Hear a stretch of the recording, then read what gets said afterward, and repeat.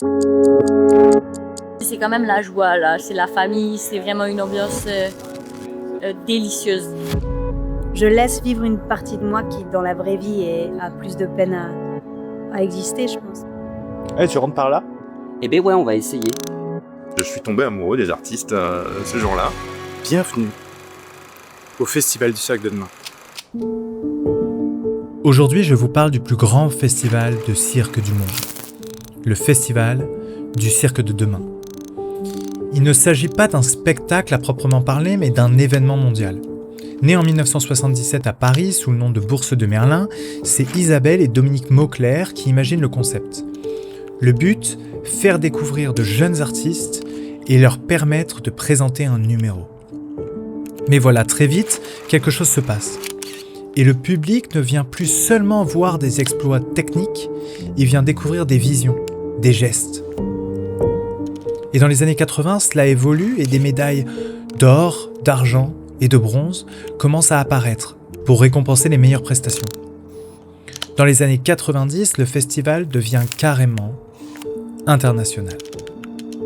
Des artistes arrivent de Chine, de Russie, de Cuba, d'Australie, d'Europe de l'Est et j'en passe.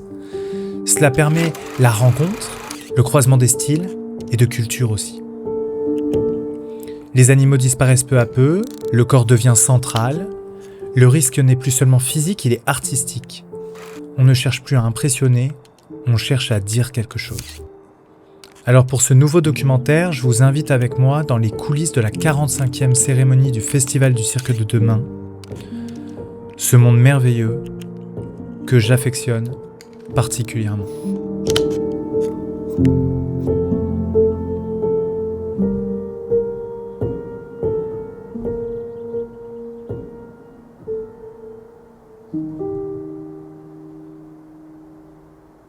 C'est assez particulier pour moi de venir ici, puisqu'il y a 10 ans maintenant, j'ai contacté le Festival du Cirque de Demain afin de venir faire des photographies. Je leur ai demandé si c'était possible de venir avec mon appareil photo en tant que jeune étudiant et d'essayer de capturer les corps de ces artistes en mouvement dans l'enceinte du Cirque Phoenix. Et il y a 10 ans, ils avaient accepté. Ils m'avaient donné une accréditation et pour un jeune garçon comme moi, c'était complètement fou. J'avais l'autorisation de venir filmer et photographier des artistes, de les rencontrer et de développer ce qui allait être a posteriori mon métier. C'est hyper valorisant pour moi de venir ici, de remettre à l'honneur ce festival qui, à un moment donné dans ma vie, m'a mis à l'honneur en tant que photographe. M'a fait rencontrer des artistes, m'a fait découvrir ce que c'était que le milieu du cirque. Donc j'avoue que ça m'émeut un peu.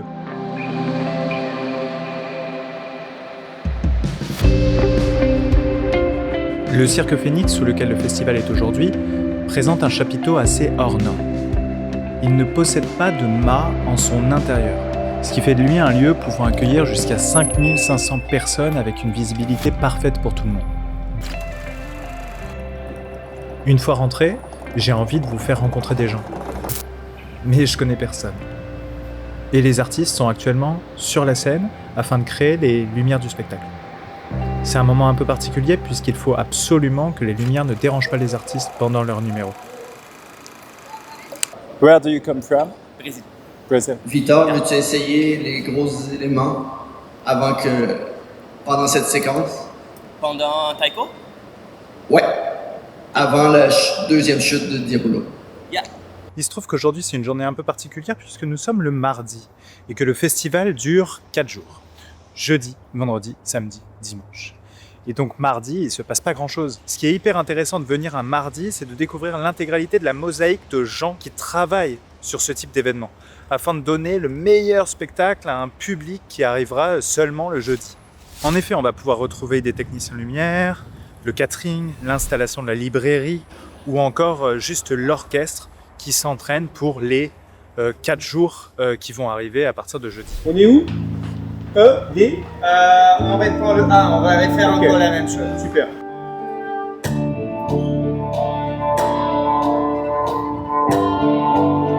Tout en considérant que ceci est assez court, puisqu'ils vont commencer à travailler sur le festival le lundi pour finir le dimanche d'après, donc sur une semaine au total. S'il n'y avait pas l'intégralité des gens qui travaillaient dans l'ombre le reste de l'année, tout ceci pourrait pas se monter en fait. On essaie un dernier truc. You can preset.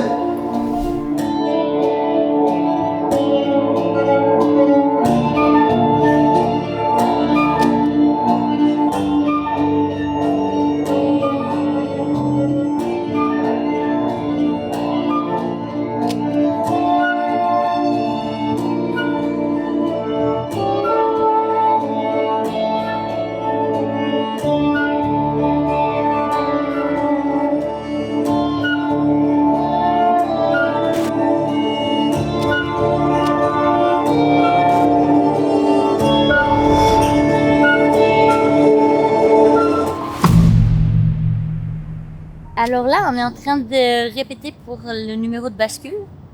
Et c'est un numéro de bascule de groupe. Alors on est 7. Il y a essentiellement Guillaume et Max qui font de la bascule coréenne, ça s'appelle. Et étant donné qu'il y a un grand tapis en cercle énorme tout autour, on a d'autres joueurs. Du coup, ça permet de faire des portées. Et on est quelques porteurs et voltigeurs en plus pour explorer davantage l'espace qui est vraiment très très grand. Ce qui est intéressant, le fait d'avoir plusieurs personnes, en plus des acrobates de planche, c'est que ça casse le rythme de la coréenne, ça fait touche, touche, touche. Et le fait de faire des sorties et que ça s'arrête, ça peut installer un rythme qui vient perturber le truc un peu plus naturel qu'on connaît de la coréenne. Nous, l'année dernière, on est venu ici pour présenter le numéro de bascule qu'on refait cette année.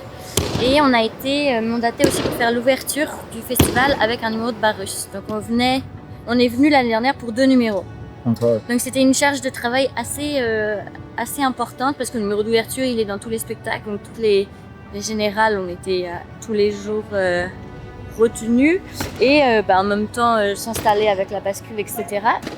Donc peut-être une petite surcharge de travail dans la semaine. Puis il y a Guillaume, un des sauteurs principaux, qui s'est blessé. Donc c'est simplement un accident qui arrive. En fait, c'est vraiment de la malchance d'arriver. Ça arrive sur scène. Mais ce qui est cool, c'est qu'on a été réinvité cette année pour casser un petit peu le côté un peu dramatique et réussir à profiter de la semaine parce que c'est quand même la joie là. C'est la famille. C'est vraiment une ambiance délicieuse. Vraiment, c'est un petit bonbon d'être ici toute la semaine. C'est aussi de jouer sur cette scène-là, c'est charmé, quoi. Vraiment, c'est électrique. Le public, il est avec nous tout le temps. Donc, c'est cool qu'on revienne pour profiter à fond de la scène, vraiment. Trop bien. Et je vais te poser une question un peu chelou, mais qu'est-ce que c'est que le cirque pour toi? Ouais. Alors, le cirque... Je vais essayer d'en parler, je vais pas essayer de trop définir. Le cirque, c'est une façon de s'exprimer sur une scène avec des gens. Là-dedans, évidemment, pour moi, il y a de l'acrobatie. C'est-à-dire que la plaque, quand on la met, il faut qu'elle soit collée d'un côté? Ouais. C'est où la face? Et il y a un truc de groupe. Pour moi, le cirque, c'est quelque chose qu'on fait quand même en groupe. Donc, c'est beaucoup de répétitions ensemble, de réflexion en groupe, mélanger les cerveaux, trouver le point commun de tout ça, trouver les énergies, trouver les équilibres. C'est un truc de groupe, vraiment. C'est vraiment pour moi un délire où on travaille ensemble. Pas forcément... Donc ça se peut que des fois il y ait juste une personne sur la scène, mais il y a tellement de personnes réquisitionnées pour même un solo. Il y a vraiment... C'est une collaboration de cerveau, là. C'est vraiment ça. Vous mettez la bascule et que nous on le fasse en urgence, d'amener les tapis, de les poser et de les scratcher. Parfait. Savoir le temps que ça va leur prendre. C'est ça, le bruit à l'extérieur.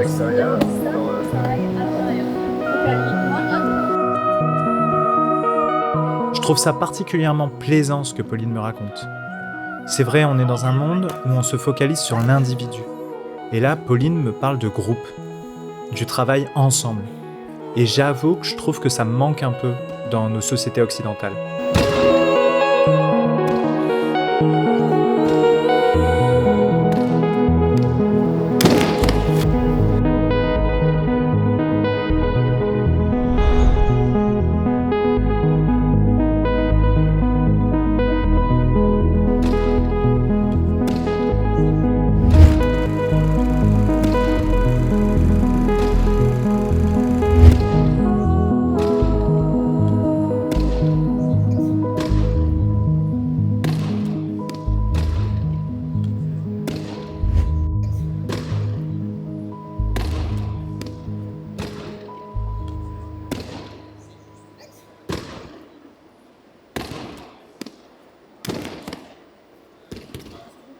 Ça va, en fait, le problème des tendinites, c'est tout le temps juste le fait d'en faire régulièrement, tous les jours, sans avoir une phase de récupération qui est plus de 2 jours. Mais sinon, c'est juste quand on fait des shows tous les jours et puis que je pars un peu de rien, là, ça me nique.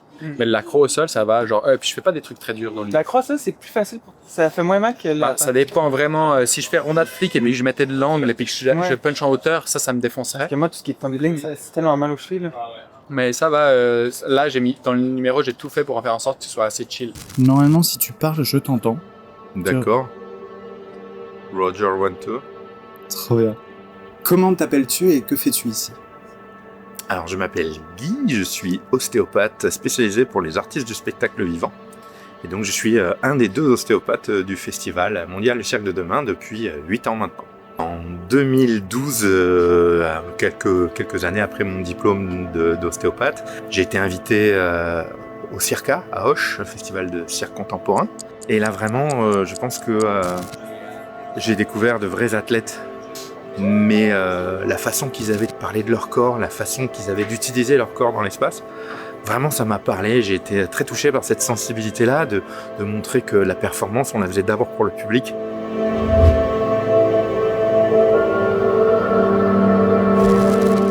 Je suis tombé amoureux des artistes ce jour-là. Et là, je me suis dit, mais comment faire pour les aider, quoi, en fait. Ici, on est comme...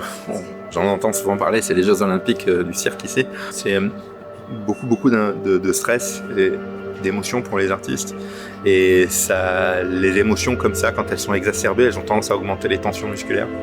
Et donc quand ils arrivent déjà avec des petites problématiques, elles ressortent encore plus ici. Et le problème, c'est qu'il faut qu'ils soient vraiment au top de leur performance sur la scène. Et donc nous, notre rôle ici, c'est vraiment d'amener les artistes dans un état de confort musculaire et dans un état de mobilité globale des structures du corps qui soit optimale pour les performances qu'ils font ici, et que le public du coup derrière soit content de ce qu'il voit, quoi. Donc vraiment on leur amène ce petit plus qui va leur permettre de donner vraiment 100% de leur potentiel ici sur la scène, et pourquoi pas ensuite remporter des prix et pouvoir avoir une carrière plus tard qui soit vraiment importante et belle et longue. Dans la mesure où il y a énormément d'agrès dans le milieu du cirque, il y a énormément de corporalités différentes. Les artistes ne se ressemblent pas physiquement. Et quelques heures après la discussion avec Guy, je croise Yaya. Lui est contorsionniste, c'est-à-dire qu'il utilise pleinement son corps dans son numéro. On vient de la Côte d'Ivoire. Comment tu as commencé la contorsion? C'est venu comme ça avec mes amis et puis je faisais ça à la maison aussi souvent. Ça peut être déroutant de voir cela, mais j'avoue que je suis fasciné par la capacité qu'il a à contrôler son corps dans son intégralité. J'ai rêvé beaucoup à participer, c'est le grand événement, festival. Donc ça me fait beaucoup plaisir. Ce que je trouve fou, c'est qu'en dehors de la prouesse physique que l'on voit sur scène, le travail investi au quotidien pour en arriver à ce type de réalité est colossal.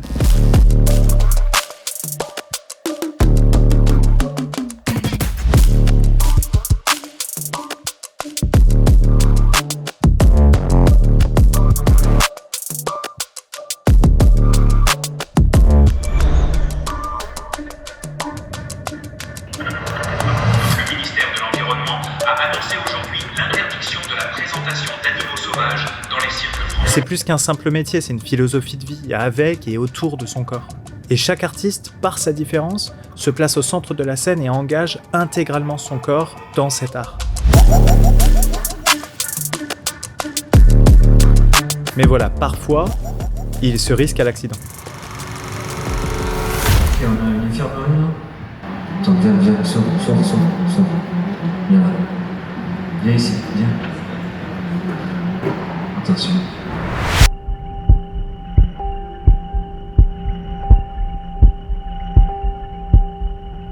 Est-ce que vous voulez me raconter ce qui s'est passé ce matin sur les anneaux? Ah ouais, ben...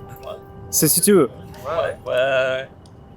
On a eu juste un petit accident où je suis cogné la tête avec un anneau, puis ça a ouvert la tête. Mais tout va bien, c'est pour le mieux. Et là, on l'a déjà fait avant la première, donc il n'y a pas de souci pour la première. Ouais, c'est des accidents en acrobatie.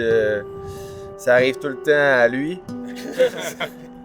Mais tu sais, ça se prédit pas, mais ça arrive à lui tout le temps. Lui qui a pas de chance. Ouais.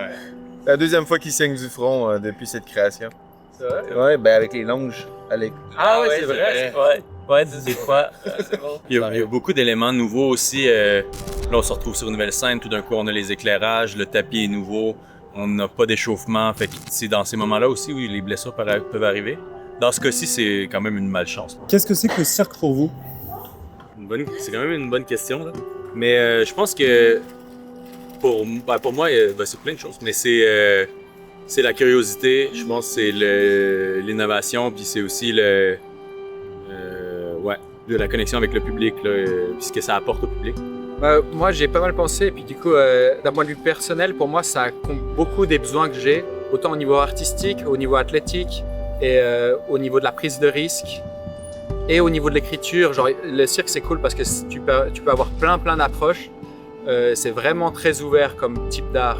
On peut vraiment instaurer plein d'autres types d'art qui viennent comme enrichir notre recherche artistique. Et ça, c'est vraiment cette flexibilité pour moi dans le cirque, c'est ça qui me fait kiffer. Ces garçons me font marrer. Je trouve qu'il y a quelque chose d'hyper positif, que ce soit dans leur numéro ou dans leur façon même de parler.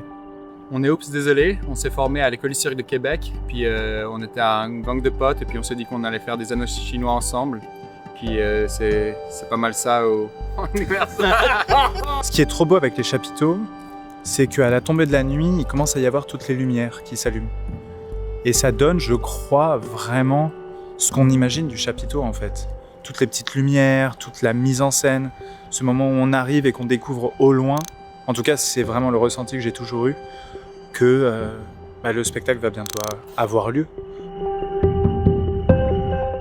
Le jour numéro 2 se termine et moi, il me restera que demain pour vous présenter le Festival du cirque de demain, justement.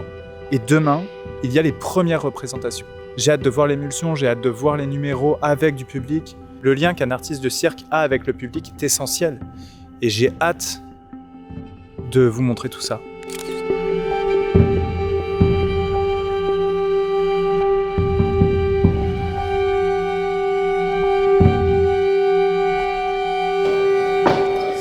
Ce soir, c'est la première du festival.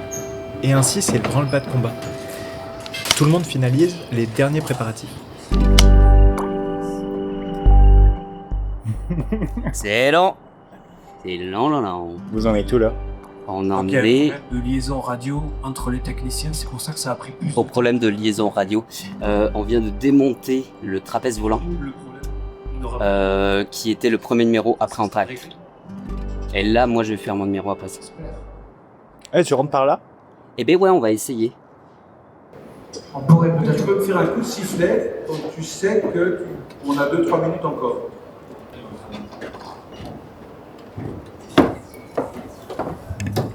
Ah, non.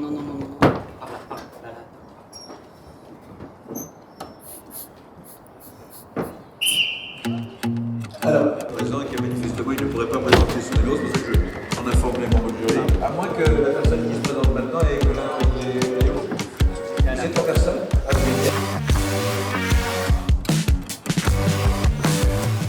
Vous pouvez me regarder moi. On te regarde toi, Ouais. yes.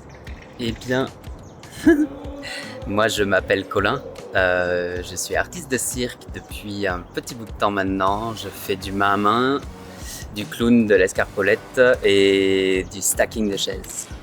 Je m'appelle Mirabelle, gros mot. Je suis suisse, je suis une artiste musicienne, actrice et danseuse acrobate. Voilà, je mélange un peu toutes les disciplines suivant les contrats. Qu'est-ce que c'est que le cirque pour vous? C'est une excellente question. Perso, ça a été le moyen le plus naturel de trouver ma place dans le monde, du fait que c'est l'éventail le plus large qui va toucher un maximum de disciplines et d'arts différents. C'est ça que j'admire. Pour moi, c'est un endroit où on peut vraiment raconter quelque chose, mais sans texte. Donc c'est une forme de théâtralité physique, mais qui va vraiment à l'extrême. Et il y a une sorte de jeu aussi d'impressionner le public d'une manière ou d'une autre, qui moi me plaît beaucoup en fait, qu'on ne retrouve pas trop dans les autres disciplines. Et j'aime bien quand on voit que l'artiste se met en danger, mais que c'est un danger qui est maîtrisé tout de même. Enfin, qu'on peut toujours se poser cette question en fait. Et j'aime bien cet espace où le public se pose cette question. Lorsque je suis sur scène en train de performer, c'est le moment le plus proche, je pense, de ce qui peut être considéré comme de la méditation, mettons, où je me sens le plus dans le moment présent, en accord avec moi-même, mais aussi vraiment en accord avec tout ce qui m'entoure. Je suis un peu accro à ça, en fait. J'adore ça. C'est le moment où je me sens le plus vivant et le plus à ma place, surtout. T'es en symbiose avec parfois une dizaine de personnes, parfois une centaine, plusieurs centaines. Mais le sentiment est toujours le même à l'intérieur et j'adore ça. Mais moi j'aime bien parce que je me sens un peu protégée en fait. C'est une sorte de bulle et puis personne peut la franchir, mais tout le monde la regarde. Et c'est un endroit où je me juge beaucoup moins que dans la vie. Du coup je suis pas en train de juger ni ma présence, ni mes expressions, ni tout. Je laisse venir les choses de manière presque plus naturelle que quand je suis dans un échange social ou que je suis face à une situation du quotidien, quoi.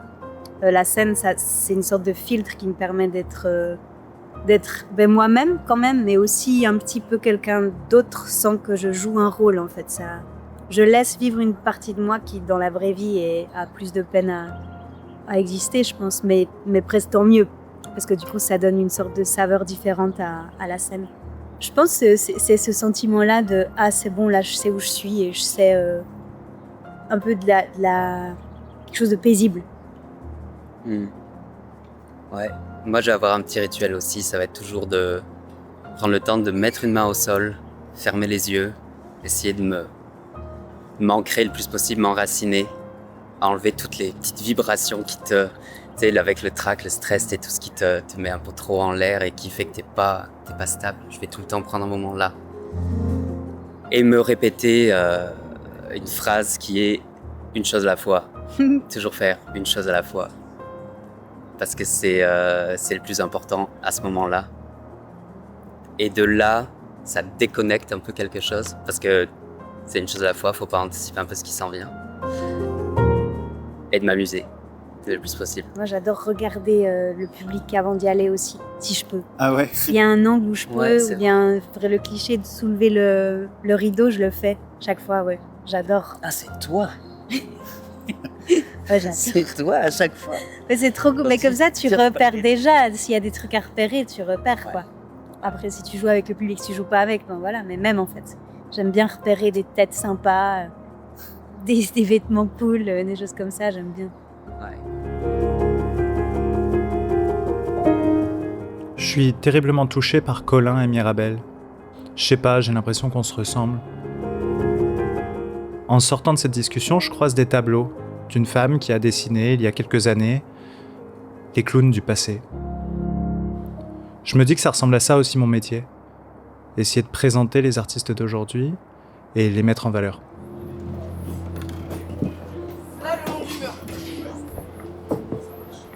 Mais alors que je suis en train de penser à ça, la remise des drapeaux est appelée.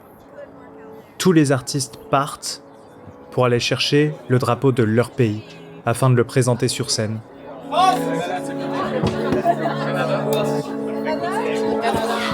Canada encore.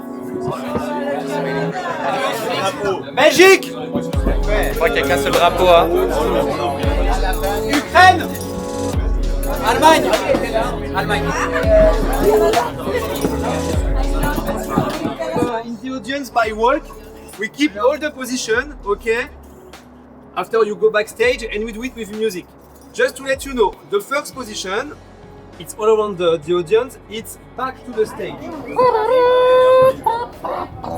C'est comme dans le Seigneur des Anneaux.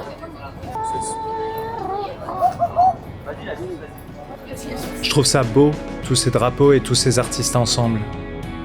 Ça montre qu'il n'y a pas de différence et que ça permet de ne pas avoir de distinction. Et alors que le public arrive, tous les artistes partent, eux, en loge, se préparer. Il y a un moment assez exceptionnel dans ces moments-là, comme une montée de tension.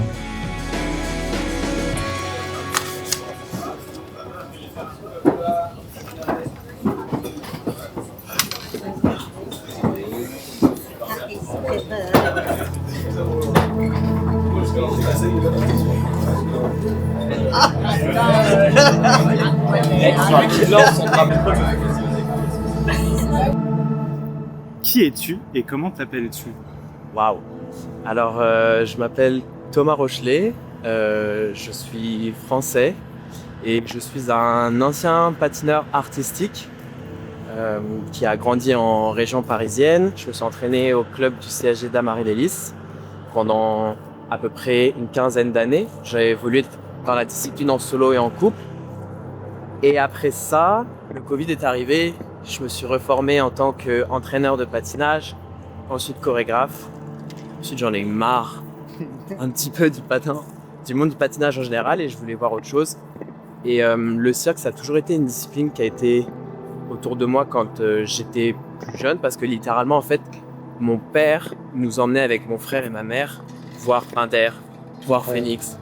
Donc en fait, le cirque a toujours été un peu présent autour de moi. C'était toujours période des fêtes, mais c'était littéralement la période que je préférais dans l'année. Et donc c'est pour ça que j'ai voulu faire un switch. Non, les dinosaures et tout. Il était pas né quand il est venu faire le festival ici. C'était en 2003. Toi, t'étais pas né.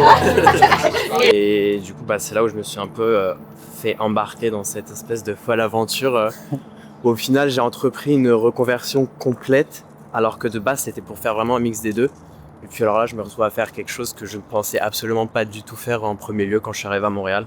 Puis alors en plus du coup d'être sélectionné là au festival, c'est vraiment genre la cerise sur le gâteau et j'ai pas les mots.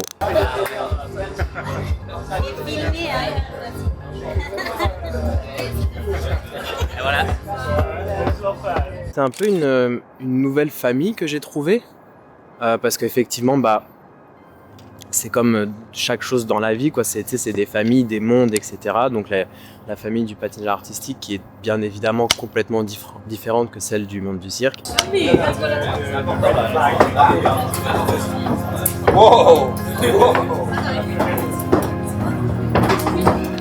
Là, c'est beaucoup plus précieux ce que je ressens sur scène avec le public, surtout avec ce numéro-là, parce qu'il est très intimiste et en fait, c'est vraiment comme j'invite le public dans ma bulle et j'essaye aussi de m'inviter en eux, entre guillemets. Donc c'est vraiment une sensation que j'avais jamais ressenti ça avant.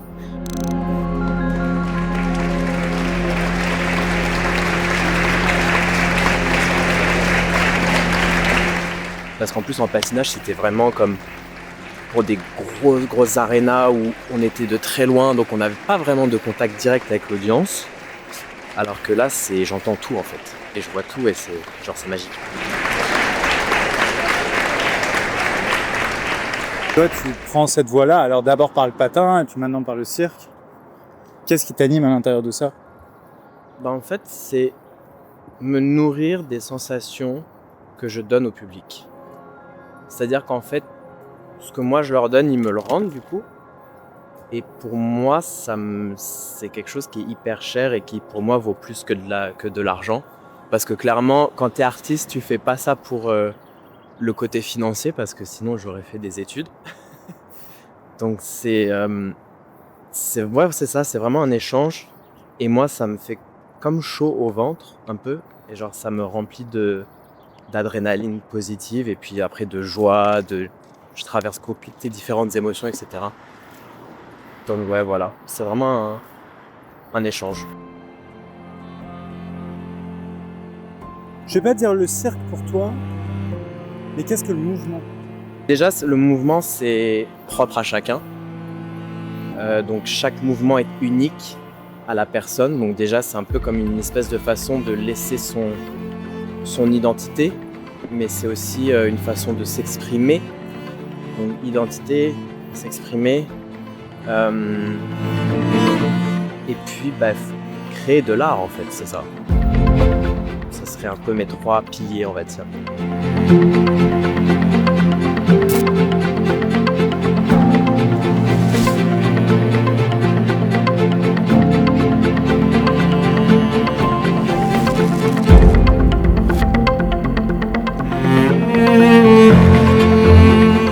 Le Festival du Cirque de Demain, c'est fini pour moi. Ce soir commence la première Allez voir des spectacles de cirque, qu'ils soient contemporains, modernes, traditionnels. Ça donne de la force aux artistes. Je pense que c'est un médium qui n'est pas assez représenté, en tout cas dans les espaces culturels français. Et ça m'a fait trop du bien aujourd'hui de développer ça, de développer ce sujet qui m'a toujours passionné, avec des artistes qui m'ont toujours passionné, avec des belles valeurs humaines, de respect, d'entraide et de corporalité et de tradition aussi, dans un certain sens. La réalité, c'est que je suis très content d'être là et de vous présenter tout ça, cet univers qui me passionne depuis une quinzaine d'années maintenant. Donnez de l'amour à cette discipline. J'espère que ce reportage vous plaira. N'hésitez pas à aimer ce documentaire parce que ça donne vraiment de la force pour cette chaîne qui est récente. N'hésitez pas non plus à vous abonner à cette chaîne parce qu'elle est récente. Et je vous dis à bientôt dans un nouveau documentaire. Et portez-vous bien. J'espère que vous allez bien. Ciao, ciao.